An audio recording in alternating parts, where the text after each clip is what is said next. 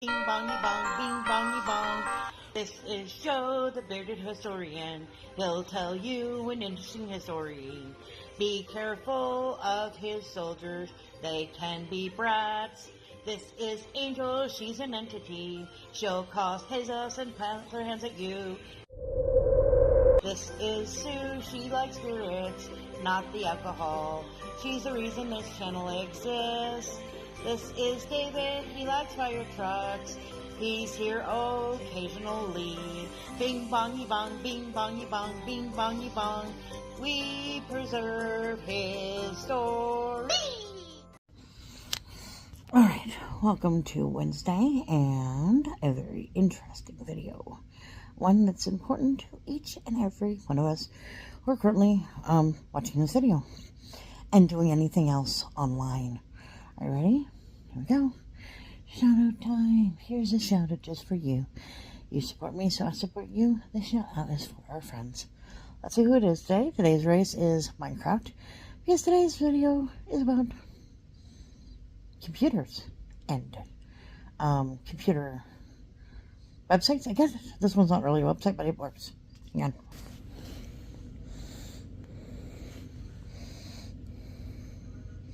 Come on. There we go. Okay, so we got Hiking Ontario. We got Trip. We've got Gracie. There's Dirt Digger. There's Ian. There's Travis. There's Reverend. There's We Go. Black Beauty. Hillbillies. Mark. New. Lower. Principal. Lillian Bear, Hiking Ontario, there's RC, Nacho Daily, Giraffe, Scully, Scrapping, let's see, who else do I see? There's Lynch, there's Brad, there's Cheyenne, there's Alice, Steve and Tina, let's see, who else? There's Vaughn. There's Patty. Oh, Patty's gonna win. Oh, Patty! Hang on a minute. So this is Miss Patty. And as you can see, she does cooking, shopping. Got some shout outs for her members, which is always fun. Grocery hauls, rain. She's wonderful no matter what she's doing. Gardening, cooking. Here's some breakfast and some sizzling. I love sizzling. She's very supportive, so if you like any of those things, cooking, gardening, walking, check her out, like, share, comment. Have a good day. Okay. A bearded historian is going to tell us about thingies. Thingies. Uh-huh. Whatchamacallits, doodads, and other things. Uh-huh. Yeah. Well, today class, for the fun of it, I want you to have some fun and try to imagine what it was like before the internet. You know, no Wikipedia, no YouTube, no streaming service. Yeah, the world would be very bored and very slow and probably very irritating for people. That's why they had so many wars. They didn't have enough things to keep them amused. Maybe. But, you know, like I remember back in high school, you know, back in the day, if you wanted to read, you went to the library. You got a book off the shelf, and if you really liked it, you checked it out, you brought it home, you read. How dare you? Yeah. If you wanted to take and, you know, try to figure out how to go from point A to point B, you got a map. No. You'd use an atlas. No. Heaven forbid. Oh, I mean, my goodness. Us savages. How dare you? But, thankfully, as I was getting my way through high school, clawing and scratching my way to graduation, there were some smart people in the world that were starting to find ways to work around these bugs. And one of these was about a fellow whose name is Tim Berners-Lee. And for those of you who are among the Geek Society, you know who I'm talking about, because he is a computer scientist, best known as the inventor of the World Wide Web, Woo. HTML, the URL system, Woo. and HTTP. He just invented a couple things, didn't he? A few things, yeah. Nothing important, though. No. He is a professorial research fellow at the University of Oxford and a professor emeritus at MIT. I don't know what any of that means in English. Now, here's what's crazy. Okay, you look at this guy. He's a Sir, by the way. Let's not forget, his honors.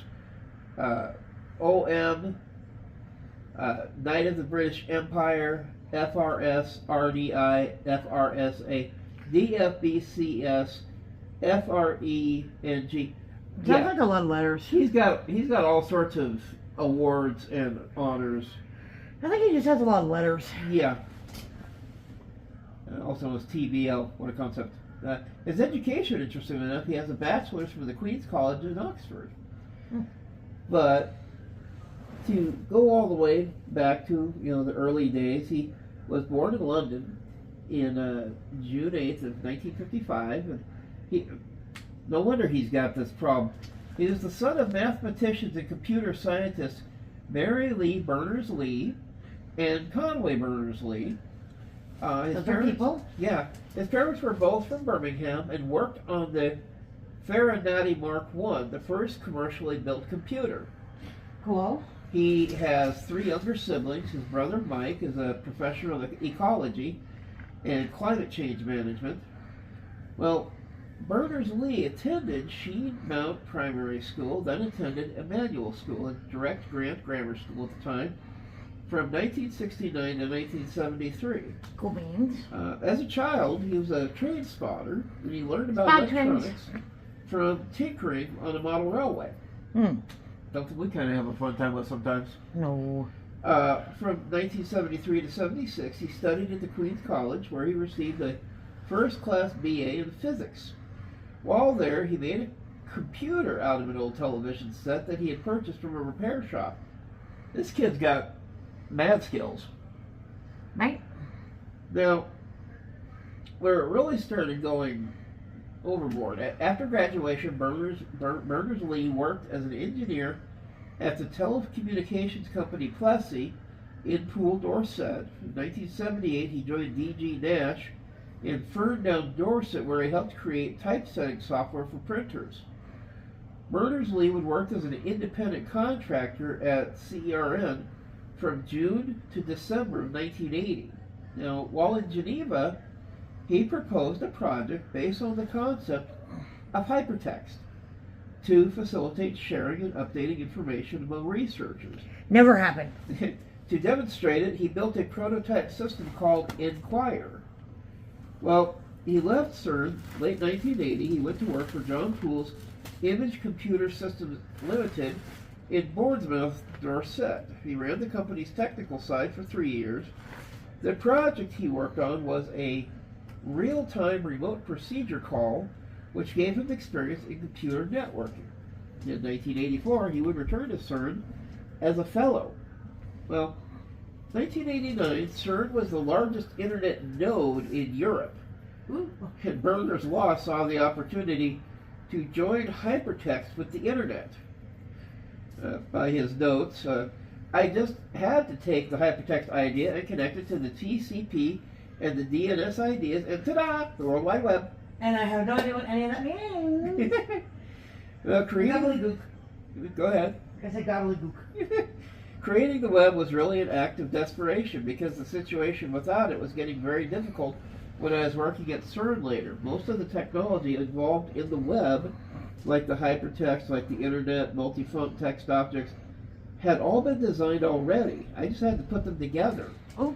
It was a step of generalizing, going to a higher level of abstraction, thinking about all the documentation systems out there, being possibly part of a larger imaginary documentation system.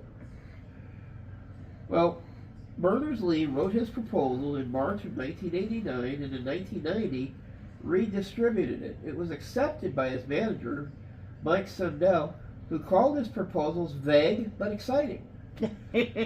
Now, Robert Calliope, who had been independently proposing a project to develop a hypertext system at CERN, had joined Berners-Lee as a partner in his efforts to help get the web off the ground.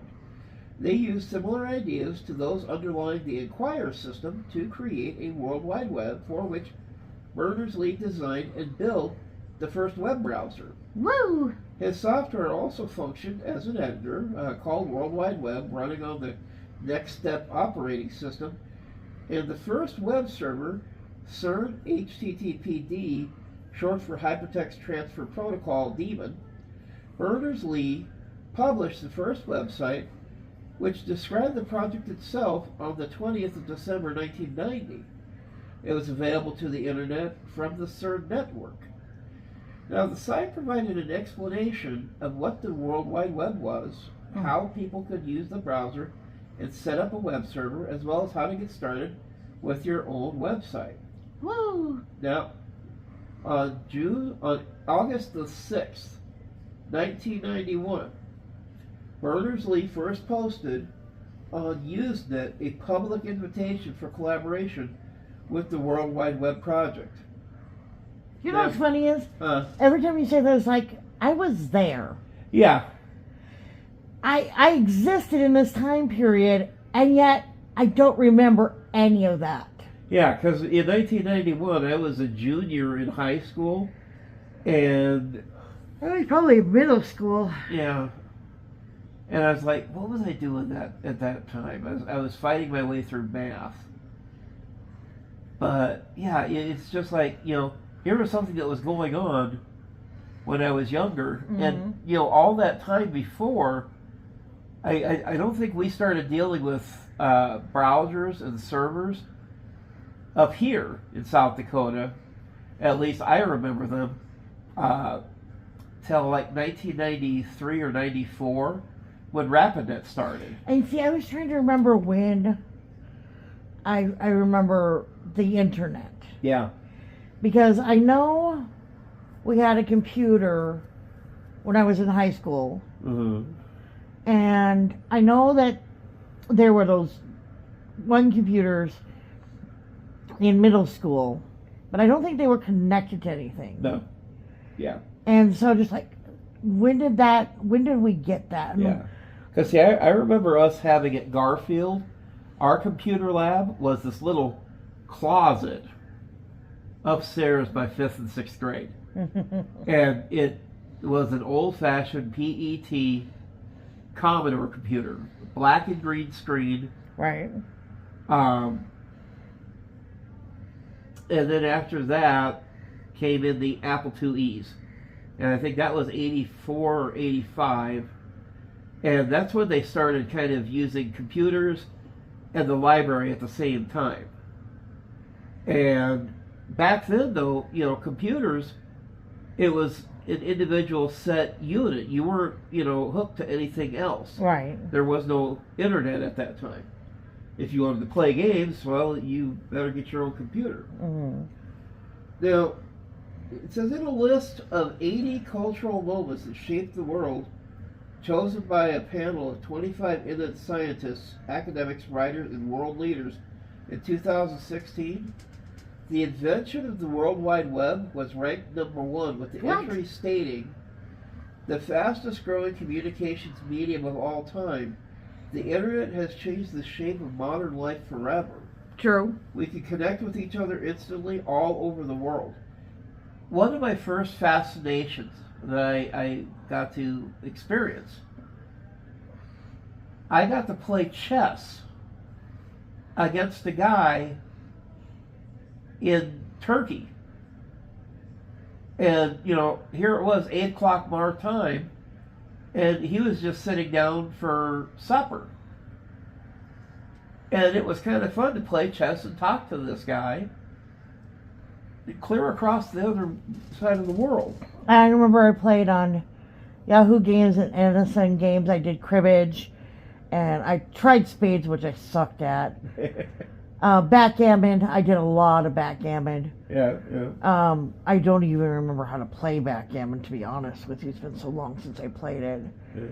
But I remember talking to these people, and I'm like, there are other places in the world.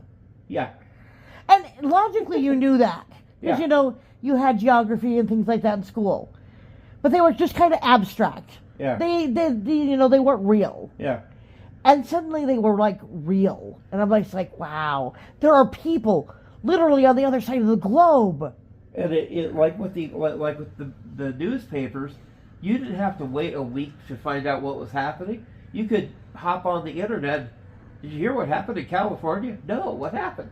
Pull open, at that time the big server, the big news server was Yahoo. Yahoo! And I had an email account on there. I could do auctions. I could do my sports. It was, it was such a big outlet for finding out information and news, and it was one of those big things. Now, in 1994, Berners-Lee would found the W3C at MIT. It comprised various companies that were willing to create standards and recommendations to improve the quality of the web. Berners-Lee had made his idea available freely with no patent and no royalties due. Which was probably the best thing he ever did and the worst thing he ever did. Yeah. The World Wide Web Consortium decided that its standards should be based on royalty-free technology so that it could easily be adopted by anyone. Berners-Lee participated in the Curl Corps' attempt to develop and promote the Curl programming language. Never heard of that one. Nope. In 2001, Berners-Lee would become a patron of the East Dorset Heritage Trust, having previously lived in Coal Hill in Winbourne, East Dorset. In December of 2004, he accepted a chair in computer science at the School of Electronics and Computer Science, University of Southampton, Hampshire, to work on the semantic web. In a Times article, October 2009, Berners-Lee admitted there were an initial pair of slashes in a web address were unnecessary. He told the newspaper he could easily have designed web addresses without the slashes. There you go. It seemed like a good idea at the time, he said in his lighthearted apology. And since 2021, Tim Berners-Lee has an advisory board member of the Proton Foundation. In 2010, he created data.gov.uk alongside Nigel Shadbolt, commenting on the Ordnance Survey data.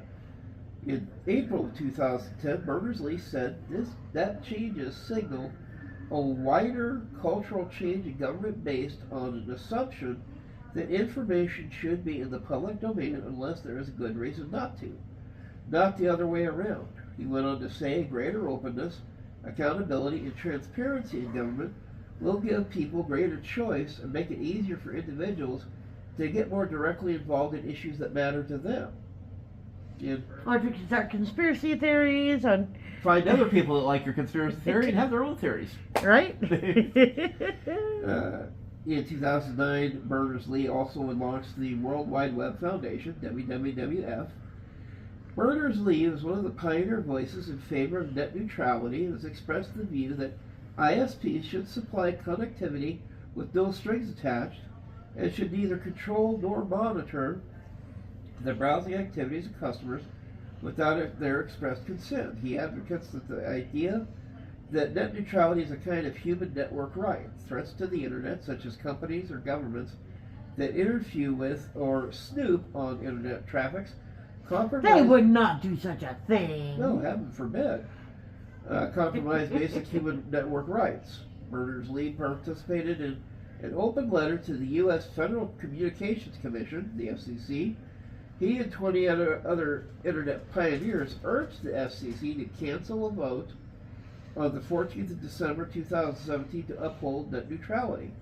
The letter was addressed to Senator Roger Wicker, Senator Brad Shadds, Representative Marsha Blackburn, and Representative Michael F. Doyle. Now, Berners-Lee was honored as the inventor of the World Wide Web during a 2012 Summer Olympics opening ceremony, in which he appeared working with a vintage Next XT computer. He tweeted, "This is for everyone," which appears in LED lights attached to the chairs of the audience. That's kind of cool. Berners-Lee joined the board of advisors of StartupState.com, based in London. As of May 2012, he is president of the Open Data Institute, which he co-founded with Nigel Shadbolt on 2012. The Alliance for Affordable Internet was launched in October 2013, and Berners-Lee leading the coalition of public and private organizations that includes Google, Facebook, Intel, and Microsoft. The A4A1 seeks to make internet access more affordable so that access is broad in the developing world, where only 31% of the people are online. Berners-Lee will work with those aiming to decrease internet access prices so that they fall below the UN Broadband Commission's worldwide target of 5% of monthly income. Now, Berners-Lee holds the founder's chair in computer science at MIT, where he heads the Decentralized Information Group and is leading Solid, a joint project with the Qatar Computing Research Institute that aims to radically change the way web applications work today, resulting in... Go back here. No. Radically change the way web applications work today, resulting in true data ownership as well as improved privacy. In October of 2016, he joined the Department of Computer Research, or Computer Science at Oxford University, as a professional research fellow, and as a fellow of Christchurch, one of the Oxford colleges. Now, from the mid-2010s, Berners-Lee initially remained neutral on the emerging encrypted media extensions proposal with its controversial digital rights management implications. In March 2017, he felt he had to take a position on which was to support the EME proposal.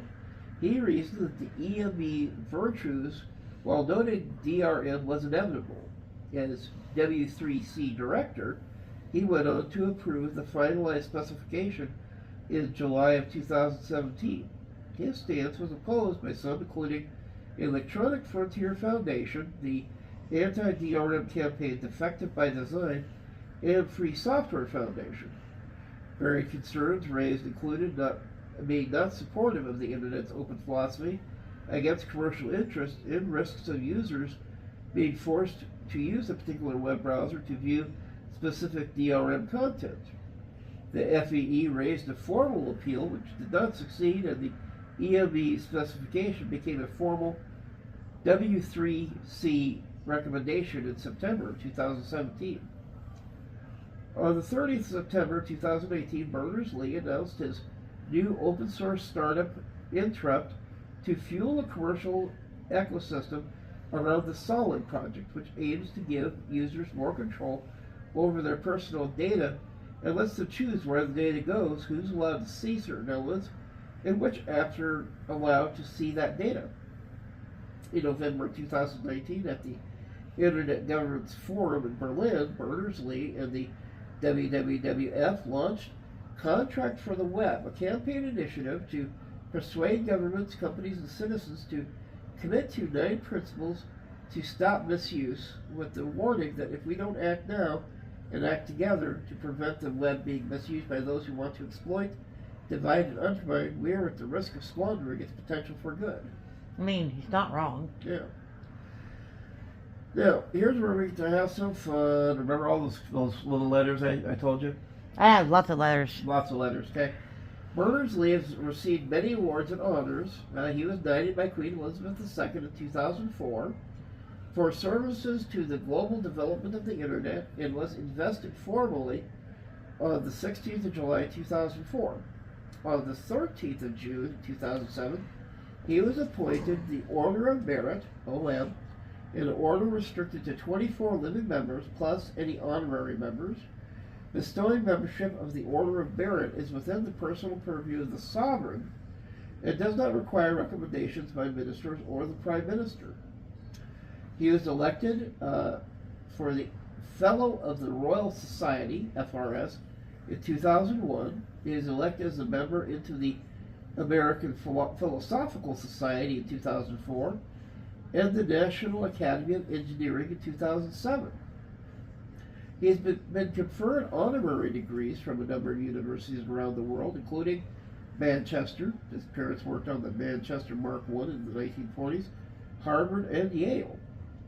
In 2012, Berners-Lee was among the British cultural icons selected by artist Sir Peter Blake to appear and a new version of his most famous artwork, the Beatles' Sgt. Pepper's Lonely Hearts Club Band album cover, to celebrate the British cultural figures of his life that he most admires to mark his 80th birthday.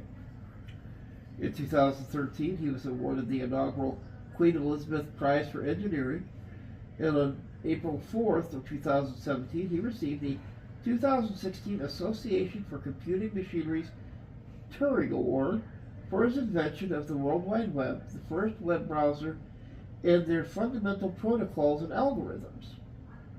There's a mouthful all the way across the board. Yeah, what does that mean in English? Yeah. Now, Berners-Lee has said, "I like to keep work and personal life separate." Berners-Lee married Nancy Carlson, an American computing programmer, in 1990. She was also working in Switzerland at the World Health Organization. The two had 2 children and divorced in 2011.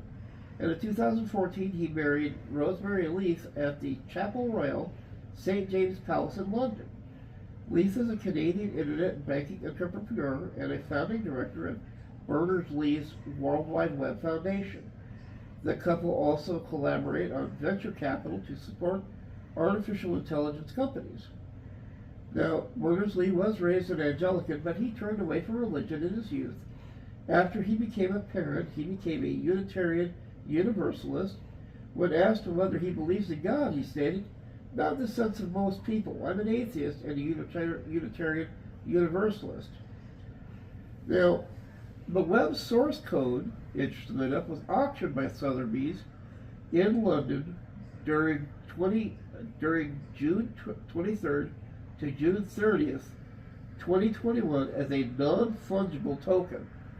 I don't know what that means in English. It's basically a fancy way to make a bunch of money. Gotcha. It would wind up selling for $5.4 million. Cool. It was reported that it would be used to fund initiatives by Tim Beale and Leith. But, yep, that was where you want to call it, the first drop in the pond, the start of the internet and the start of the World Wide Web. We can all thank this fun guy, Tim Berners-Lee, for making that first big step into a bigger world. You know what's funny is that without the internet, we wouldn't have things like YouTube, Instagram, Facebook.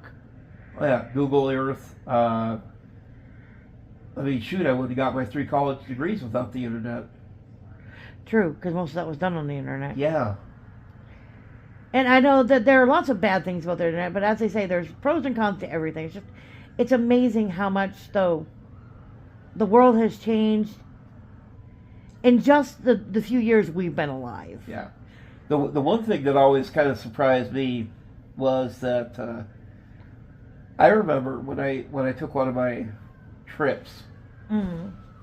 and it was so funny because I remember my mom was kind of paranoid about the fact that I'm going, 7 states away, and didn't want to take and use the phone. Well, I had installed a program called ICQ. I loved ICQ. Yeah. And so I could chat with her via the program and, let her know, I'm good here. They haven't cut off my head. They're not selling my organs. I'm not sitting in a bathtub full of ice. So, I can keep her reassured without running up a huge phone bill. And it's part of the reason why, that you look at email. Couldn't have email before then either. Right. And so, it's all these things.